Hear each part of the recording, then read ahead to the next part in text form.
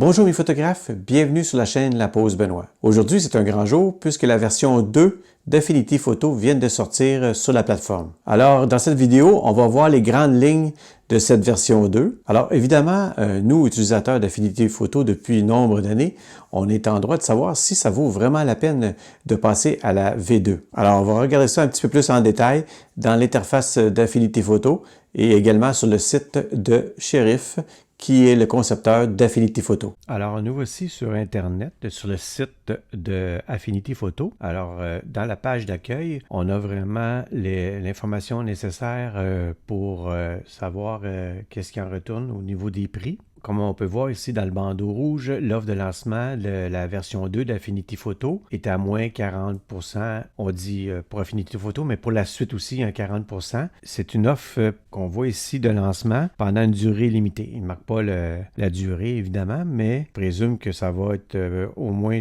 pendant la période des fêtes. Alors, l'offre pour la licence complète universelle pour Affinity Designer 2, Affinity Photo 2, Affinity Publisher 2, l'offre est de 139,99 $ plus les taxes. Vous avez l'opportunité d'avoir une version d'évaluation de 30 jours. Avec la licence universelle, on peut travailler sur macOS, Windows et iPadOS. C'est marqué ici toutes les applis, toutes les plateformes sans inscription. Pour ceux qui veulent y aller à la carte, vous avez les tarifs ici de prix régulier et le prix à moins 40%. Affinity Photo revient à 56,99 $ canadiens plus les taxes. Alors ici, il y a quelques questions dans la fac qui peut vous intéresser. Ici, il y a une question par rapport à la V2 et ceux qui avaient la V1. Affinity nous indique que la mise à niveau est entièrement facultative et si vous le souhaitez, vous pouvez continuer à utiliser les applications d'origine aussi longtemps que vous le souhaitez. N'oubliez pas que la V1 ne fera plus l'objet de mise à jour. Mais évidemment, il va s'écouler quand même, d'après moi, une couple d'années avant que la V3 sorte. Donc, il va y avoir des mises à jour un peu comme il y a eu avec la V1. Et ces mises à jour-là sont gratuites.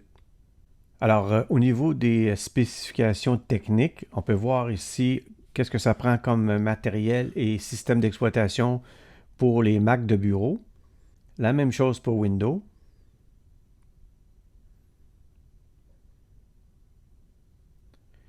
Et ceux qui travaillent sur l'iPad, on a toutes les caractéristiques également. Toujours dans l'onglet spécifications techniques, si on va au bas de la page ici, puis le premier onglet, là, c'est les nouvelles fonctionnalités avec la V2. Dans les nouvelles fonctionnalités, il y a des catégories.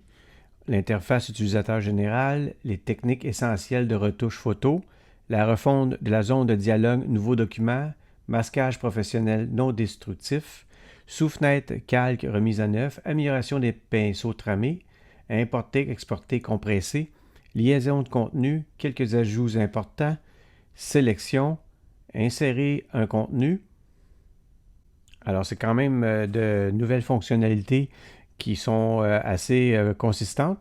Alors, on va voir immédiatement dans l'interface d'Affinity Photo les principales nouvelles fonctionnalités que j'ai retenues. Sinon, je vais vous laisser le grand soin de lire plus en détail sur leur site Internet pour vraiment y aller dans le détail. Alors, pour commencer, Affinity version 2 a modifié le graphisme de l'interface. Ici, on est dans la version 1 et ici, on est dans la version 2. Donc, on peut voir soit dans les barres de menu ou dans les outils ou dans les couches, les calques de réglage. Au niveau du graphisme, on a modernisé le tout. La prochaine nouveauté que je vous présente, en fait, c'est d'intégrer le fond qu'on voit ici à l'intérieur du lettrage. C'est le principe, en anglais on dit du child layer, on pourrait traduire ça le calque enfant si on veut. Alors, la simple manipulation à faire, c'est prendre notre calque ici, d'arrière-plan, et venir le déposer, le superposer par-dessus notre calque de texte. Alors, on voit que le fond vient se positionner dans le lettrage. On va voir maintenant les nouveautés au niveau de la configuration de l'interface. Pour commencer, on va venir voir le petit icône ici des préférences. Alors, on a un menu ici à gauche qui commence par le menu général où on peut faire de la configuration de différents aspects. On a couleur, performance, l'interface utilisateur. Au niveau des outils, les raccourcis. Et puis, on continue ici l'assistant, module Photoshop, services liés, mise à jour de logiciels divers. Alors, je vais vous laisser le soin de regarder ça, mais c'est vraiment une nouveauté où c'est bien regroupé dans cette fenêtre ici. Autre changement dans la version 2. Auparavant, on avait dans le menu affichage le studio. Maintenant, ils l'ont déplacé dans le menu fenêtre ici, voilà, studio, avec les différents onglets qu'on peut ajouter ou retirer dans la banque ici pour les layers, les couches. Et en parlant des différents layers ou couches, on a ici le menu où on peut configurer nos couches ici. Alors, on a défilement automatique, afficher les vignettes de groupe, afficher le type d'objet. Si je décoche, alors, ici, les objets disparaissent. Et puis, si je recoche, voilà, ils vont réapparaître. L'arrière-plan de la vignette, moi, je l'ai mis auto, mais on peut le choisir clair, foncé ou style échiquier. Puis, la grandeur des vignettes, moi, j'ai choisi grande vignette.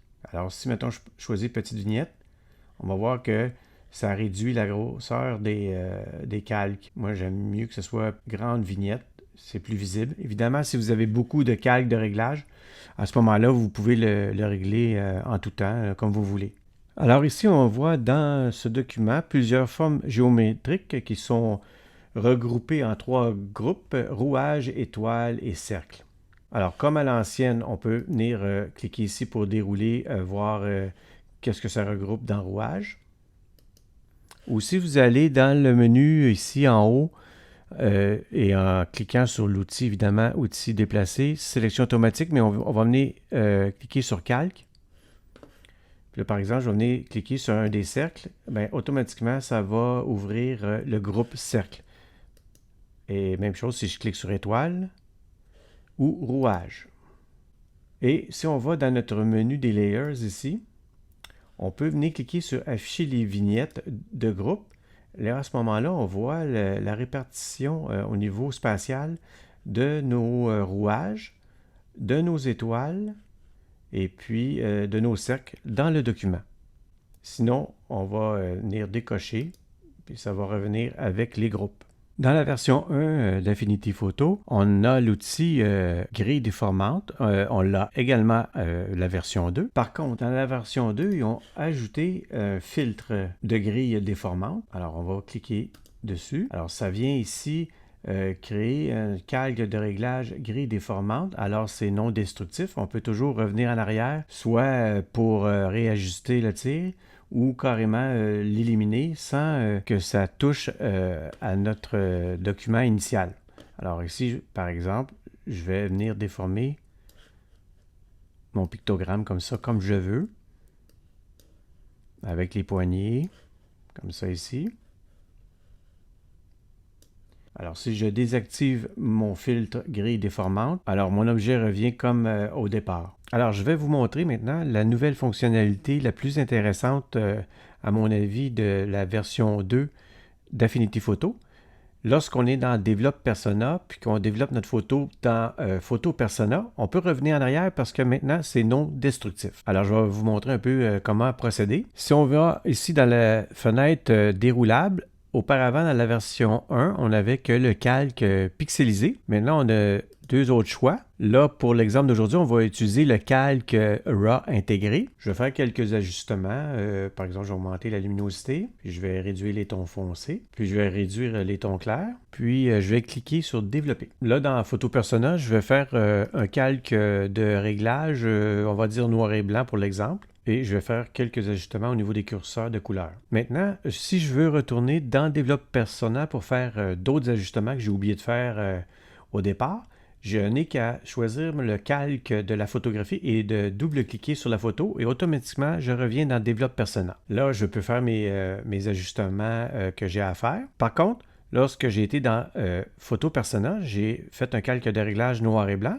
Alors, si je veux revoir ma photo couleur, vu que c'est non destructif maintenant, on a à décocher ici « Afficher toutes les calques » et je reviens avec ma photo couleur. Puis, exemple, je veux augmenter la vibrance ou la saturation, la clarté. Je fais mon ajustement comme ça et je vais recliquer sur « Développer ». Et on retourne dans Photo Persona.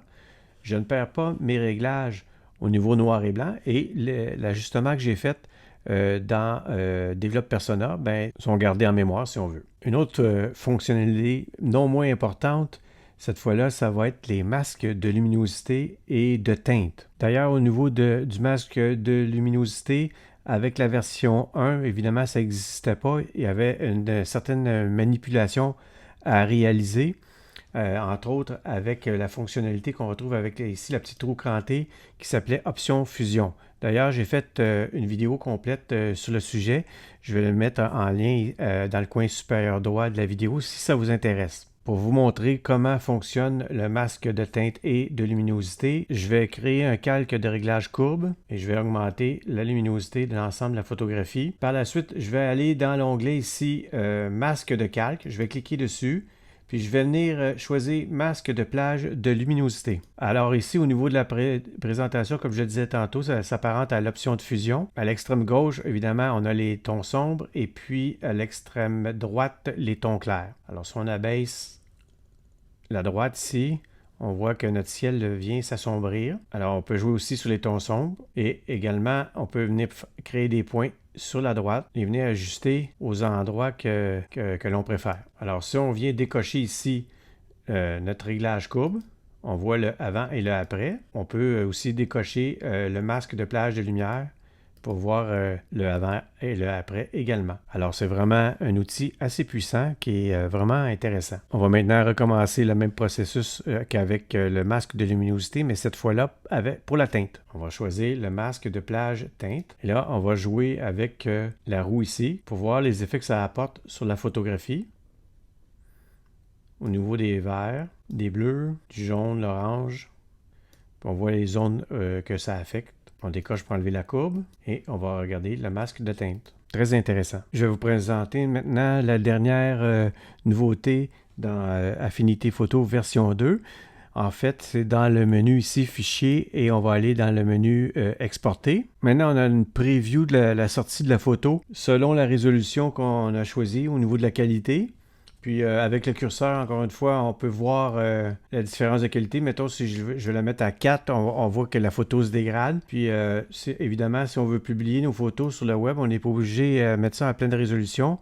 Comme avec le preview, on peut évaluer si la qualité nous convient. Alors, ça peut être une fonctionnalité intéressante. C'est dans les différents formats ici qu'on peut choisir dans le menu déroulable. Alors, voilà ce qui complète ce tour d'horizon de la version 2 d'Affinity Photo. Alors, dites-moi dans un commentaire si vous avez passé à la version 2 d'Affinity, comment vous trouvez jusqu'à maintenant cette version. Laissez un petit pouce bleu, ça fait toujours plaisir. Et abonnez-vous si ce n'est pas déjà fait pour avoir la suite des vidéos avec cette nouvelle version d'Affinity Photo. Je vous remercie de votre attention et on se dit à la prochaine.